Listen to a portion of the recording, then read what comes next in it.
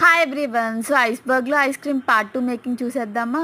So part 1 ఎవరైనా చూడకపోతే ఛానల్‌లో ఉంది చూసేయండి. సో మనం ఆర్డర్ చేసింది లీచీ ఐస్ క్రీమ్ కాబట్టి, సో ఆ లీచీ యాడ్ చేసి వెనిలా అండ్ స్ట్రాబెర్రీ ఎక్స్ట్రాక్ట్‌ని బాగా అయితే స్మూత్ టెక్స్చర్ వచ్చే వరకు బాగా అయితే పేస్ట్ చేశారు.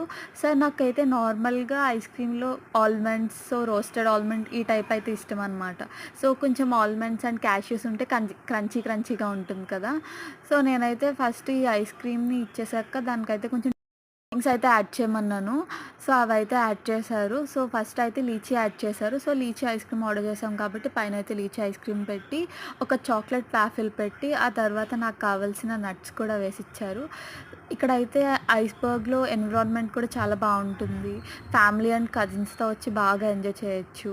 అండ్ ఐస్ క్రీమ్ టేస్ట్ కూడా చాలా బావుంటుంది.